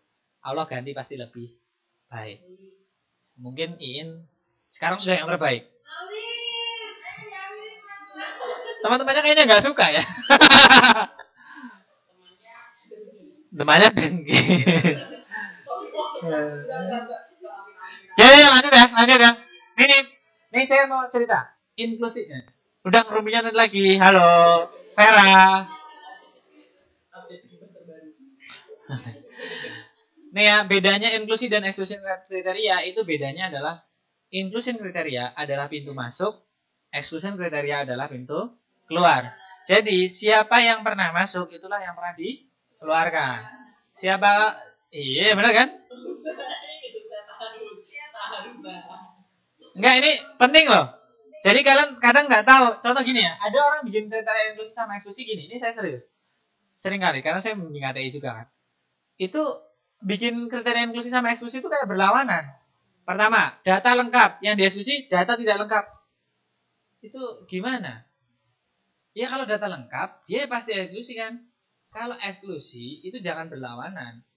Ya, eksklusi itu yang udah masuk. Jadi data lengkap. Oke. Terus dieksklusi karena misalnya pasien menderita penyakit jantung. Dieksklusi. Datanya lengkap. Jadi sudah masuk. Nah ini data nggak lengkap yang jelas nggak bisa masuk lah. Di luar kan. Kayak contoh gini. Oh dia mantan. Mantan apa? Gebetan. Itu kan sebenarnya. Ya. Itu halu namanya. Ya kayak yang bikin kerajaan itu loh. Sunda Empire lah atau apa itu. Itu halu. Jadi inklusi kriteria itu gitu. Jadi mantan itu adalah orang yang pernah menjalin hubungan. Jadi kalau baru digebet doang, baru WA-WA-an terus nggak dibales, itu bukan mantan. Gitu. Nah, Pak Detia mantan gebetan iya, kalau mantan gebetan iya. Tapi bukan mantan pacar. Oke, gitu ya. Ceritanya tentang inklusi dan eksklusi kriteria. Intinya itu yang mau saya sampaikan. Jadi inclusive kriteria bagaimana pasien itu bisa masuk. Jadi semua pasien, misalnya contoh ya, penelitian tadi ASI eksklusif dengan diare. Jadi yang masuk ASI eksklusif diare, yang masuk adalah anak yang sudah selesai ASI eksklusif kan. Kalau anaknya Husna kan belum masuk karena 4 bulan. Jadi dia dieksklusi nggak? Nah, good. Jadi udah pemahamannya bagus. Jadi dia tidak dieksklusi karena dia tidak masuk. Kecuali gini, anaknya Husna usia 14 bulan. Nah, ternyata orang tuanya tidak menyetujui untuk mengikuti penelitian. Itu atau harus persetujuan kedua orang tua. Ternyata dia setuju tapi suaminya nggak setuju. Nah, itu berarti dieksklusi. Paham? Lanjut. Teknik sampling. Sampling secara umum ada 2. Ada yang probabilitas dan non-probabilitas. Bedanya apa, Dok? Bedanya. Mana yang lebih baik? Yang lebih mahal banyak. Itu hit. Maaf kok nyebutin merek ya. Seperti halnya tadi pisau ya. Kapan kita menggunakan probability sampling, kapan kita non-probability sampling? Secara umum begini, kalau penelitian kuantitatif, yang paling baik itu adalah menggunakan yang probability sampling. Maksudnya apa? Setiap orang di dalam penelitian itu kemungkinan mendapatkan kesempatan yang sama. Bagus nggak itu? Ini contoh ya logikanya ya. Ini saya bawa ke agak mikir sedikit. Kalau di dalam Islam, ya orang yang fasik, orang yang dosanya banyak dan melakukan banyak kerusakan, itu tidak memiliki hak pilih. Tapi kalau di demokrasi, semua orang boleh memilih hak pilih. Ya enggak? Baiknya yang mana?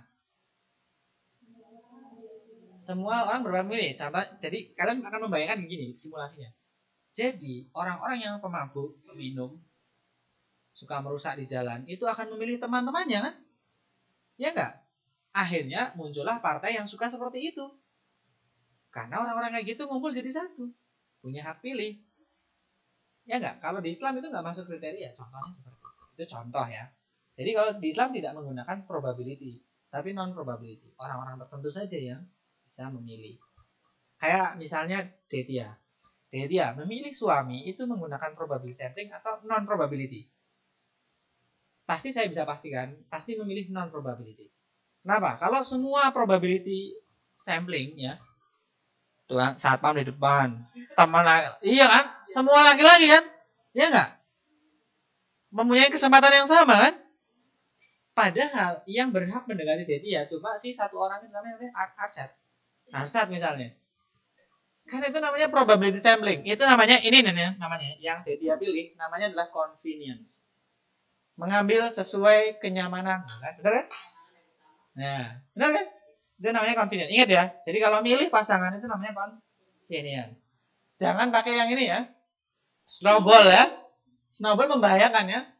Jadi coba satu. Kayaknya cocok sama saya yang sana. Jadi semua banyak. Kenapa? Husna pernah kayak gitu. Tobat. Ini snowball. Ya saya jelasin ya. Kok asik ya? Iya jelasinnya dekat dengan kalian. Snowball itu kayak gitu. Jadi tanya ini. Jadi matanya akhirnya banyak. Purposif itu tergantung tujuan. Wah, kayaknya kalau lagi koas mendingan sama yang rumahnya Ngawi lah. Biar ya di gratis-gratisnya lebih banyak. Itu namanya purposif. Tergantung tujuannya. Contoh misalnya penelitian. Kamu mau ngelihat kira-kira virus corona itu masuknya ke Indonesia lewat mana aja. Kan kamu lihat, kemungkinan kan lewat jalur darat, udara, dan laut kan? Paling sering kan udara. Ya enggak? Berarti kamu lebih banyak misalnya di udara. Melihat di bandara kan? Bandara pun ada banyak kan? Tujuanmu yang paling banyak orang Chinese misalnya. Di mana? Sana. Misalnya begitu. Namanya purposif. Atau misalnya kamu mau wawancara tentang program puskesmas. Pasti kamu purposif kan? Kepala puskesmas kamu tanya. Kepala programnya kamu tanya. Dokternya kamu tanya. Masyarakatnya kamu tanya. Tukang sapu perlu ditanya. Perlu aja kalau memang itu dia berkaitan. Nah, begitu. Ini purposif itu dilakukan ketika sudah rembuk tua gitu ya. Bapaknya ditanya, ini gimana ditanya. Tetangganya ditanya kira-kira. Lah iya, tetangga itu kalau belum lamaran ya. Sudah lamaran. Pas kemarin lamaran yang jadi juru bicara siapa? Tetangganya bukan? Tetangganya kan? Iya, biasanya iya. Juru bicara itu biasanya bukan keluarga. Jadi keluarga cuma duduk-duduk, datang, senyum, makan, pulang. Ya toh? Iya, iya aja. Biar enggak ya. Lanjut ya. Dah, apalah jadi ya yang non probability. Nah, kalau probability gini. Simple random sampling. Biasanya kamu melakukan ini untuk apa? Biasanya kalau sudah ada pertengkaran yang hebat ya. Gunakanlah ini. Simple random sampling. Simple random sampling itu kamu gunakan ketika kamu sudah punya daftarnya. Ya. Misalnya ya, siapa? Ini udah semua. Enong. Enggak, Vera nanti. Enong langsung kena ya. Enong sudah punya pasangan? Belum. Ya, kamu. Yang resmi belum. Ya. Yang nggak resmi banyak. Enggak, misalnya belum. Berarti kalau belum, lihat aja di daftar absen kan, seangkatan misalnya. Ini contoh simple random. Ini saya mencontohkan. Kayaknya saya cocok dengan semuanya ya. Tapi yang perempuan jangan ditulis ya, disingkirkan. Setelah itu kamu pakai koin. Random banget. Sama. Itulah random. Kesempatannya semua sama kan?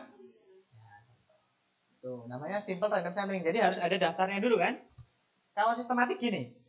Misalnya Enong mau memilih, orang tuanya nanya, kamu harus tahun ini nikah. Ya, 4 calon harus dibawa ke rumah. Dan 4 calon. Di angkatannya laki-laki ternyata ada banyak. Ada misalnya di 50. Ya, atau 60 lah, biar mudah ngitungnya. 60. Suruh 4. Berarti nyarinya dari kelipatan 15 kan bisa. 15 atau 1, 15, 30, 45, 60 misalnya ya. Misalnya kalau 1 dipilih ya berarti 60 nggak dipilih kan. Contoh itu. Ya udah absen yang 15, 30, 45, 60. Itu namanya sistematik. Entah siapa yang nomor 15 pokoknya bawa ke rumah. Kamu nomor 15 ayo. Enggak apa-apa ya, enggak usah emosi loh. Kalau stratified gini. Dari calon cowok-cowok tadi, ya yang ada di cowok-cowok brengsek yang di angkatanmu itu. Iya, kok kalian ini kok grupnya perempuan semua sih? Yang laki-laki di mana?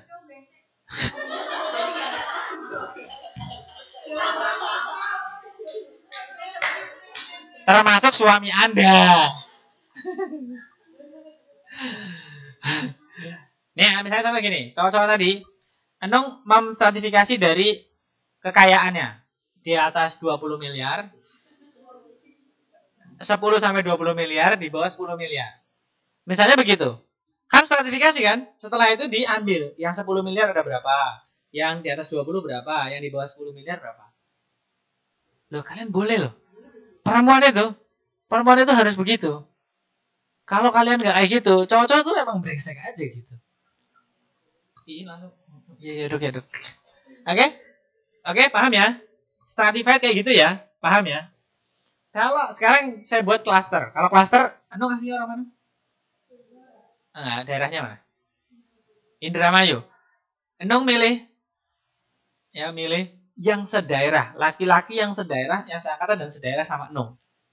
Itu namanya klaster. Jadi semua laki-laki yang sedaerah sama Enong, yang jadi seangkatan, ada nggak?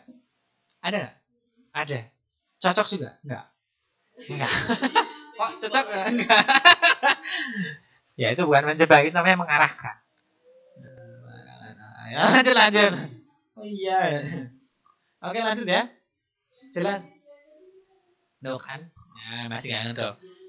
Tadi yang 10 miliar, 20 miliar. Iya, dia ingat kan? 10 sampai 20 ke atas dan di bawah 10.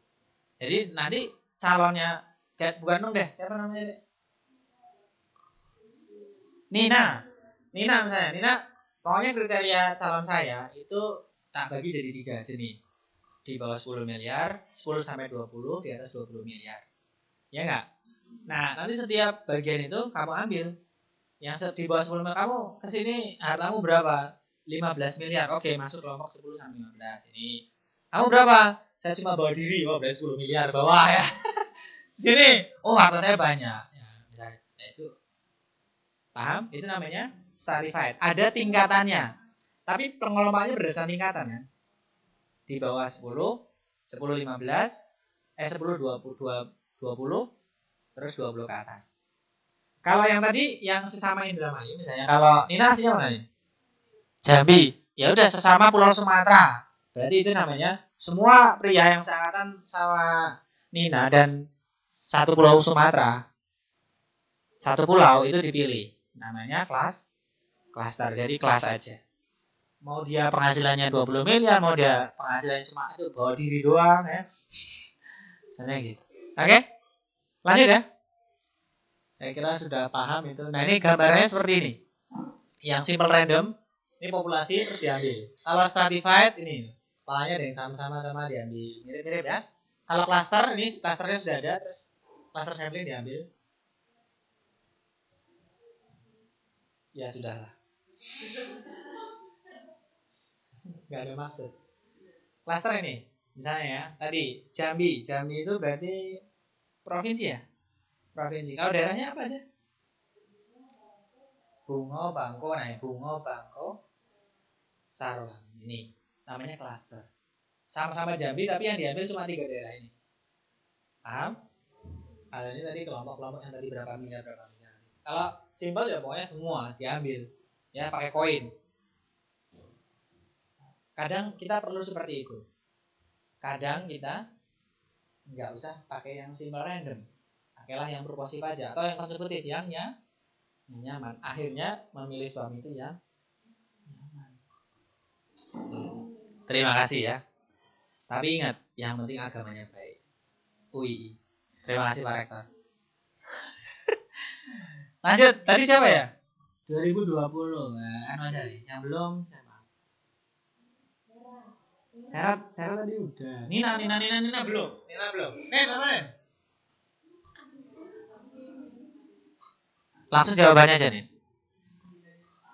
Iya, maksudnya kamu nggak usah baca.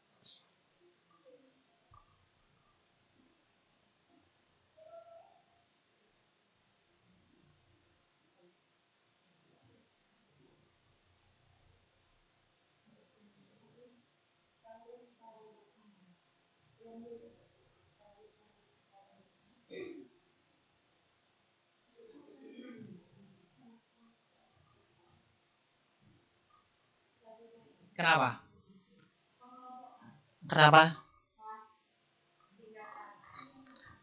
Jadi ada rendah, menengah. Oke, lanjut ya. Ini ada efficacy dan effectiveness. Ini seringkali di jurnal. Kalau ada jurnal efficacy of amoxicillin, effectiveness of amoxicillin itu beda banget. Satu ideal, satunya yang real di lapangan. Ya, kalau ideal itu semua diatur, semua diperiksa dan macam-macam. Kalau real setting itu ya ngasih amoxicillin tapi kan dokternya nggak diatur bagaimana ini segala macam. Itu namanya effectiveness.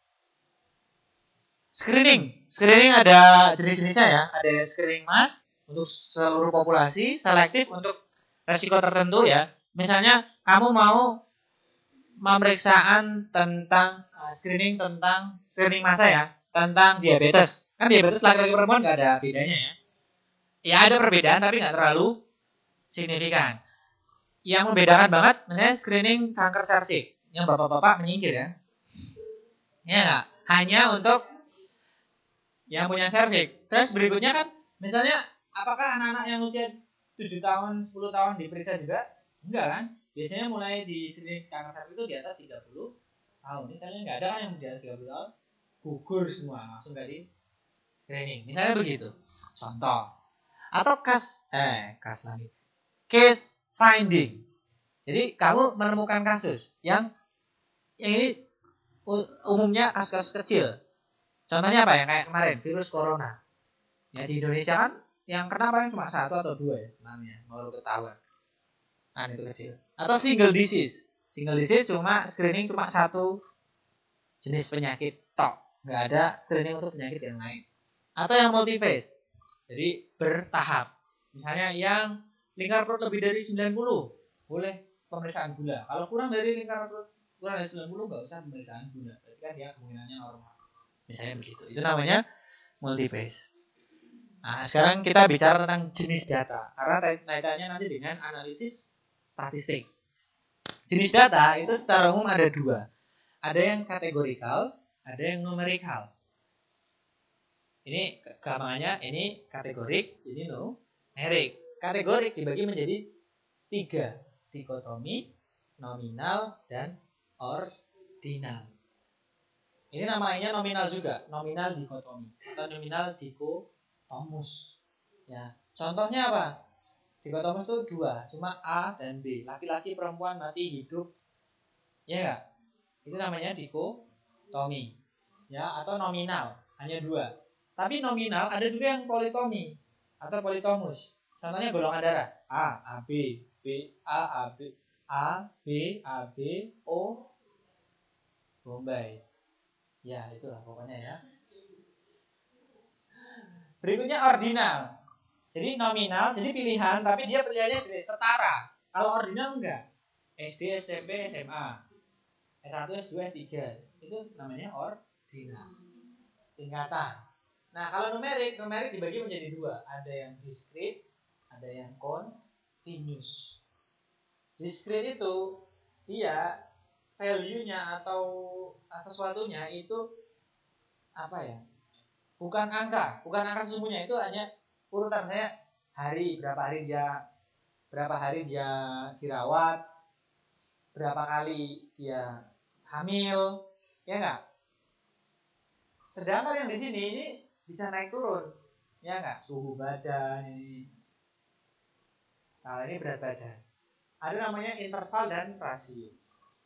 Yang ininya sebenarnya begini, yang paling kalian harus paham adalah 2 besar ini dulu.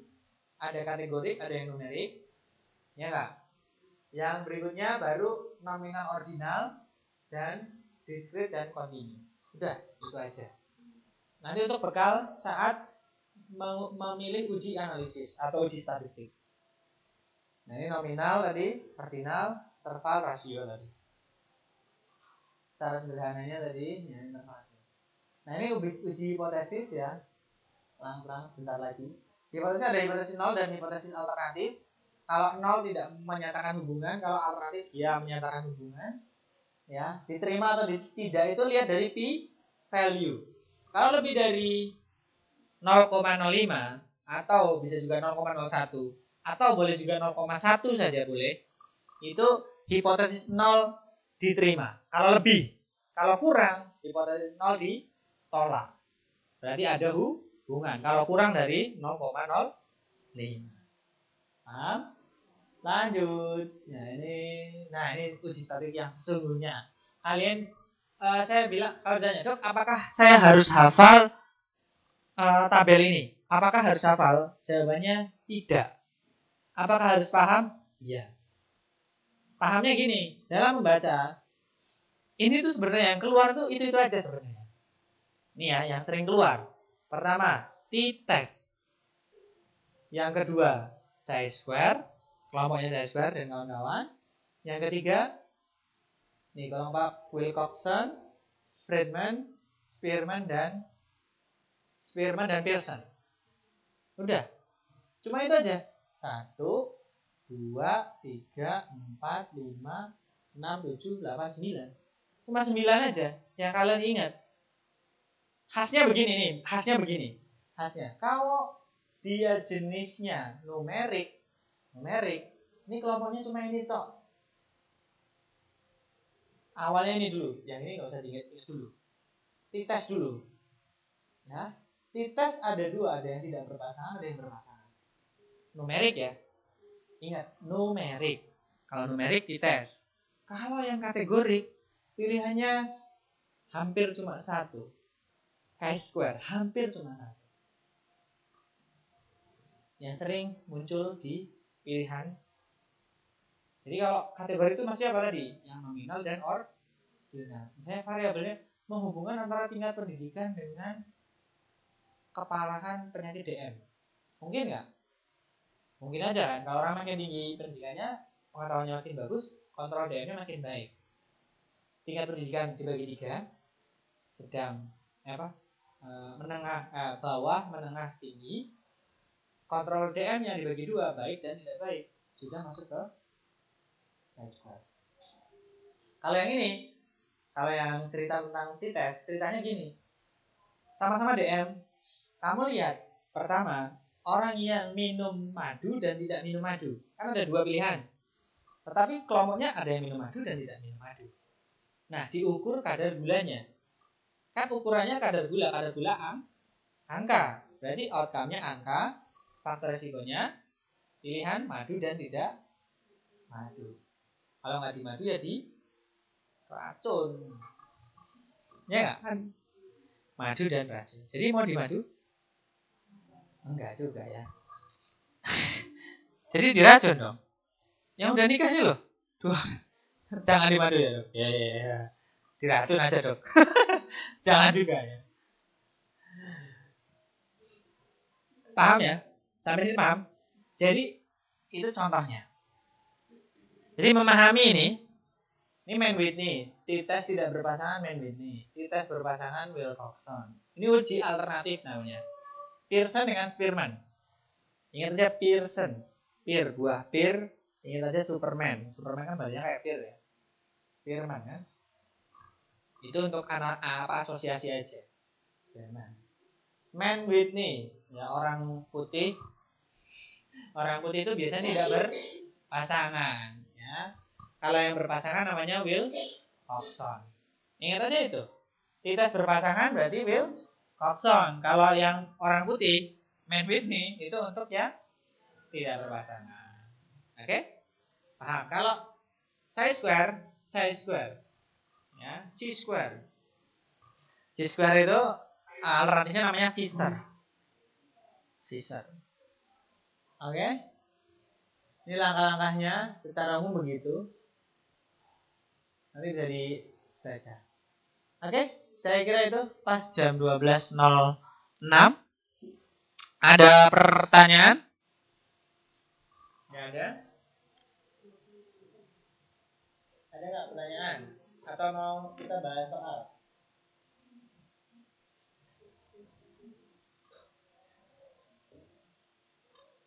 Ada pertanyaan? Enggak? Untuk pembahasan soal masih kuat enggak? Tadi soal-soal tadi sudah ya, untuk exercise kecil-kecilan sudah. Oke, saya kira nanti soalnya kita di sesi berikutnya ya. Semoga ada waktu.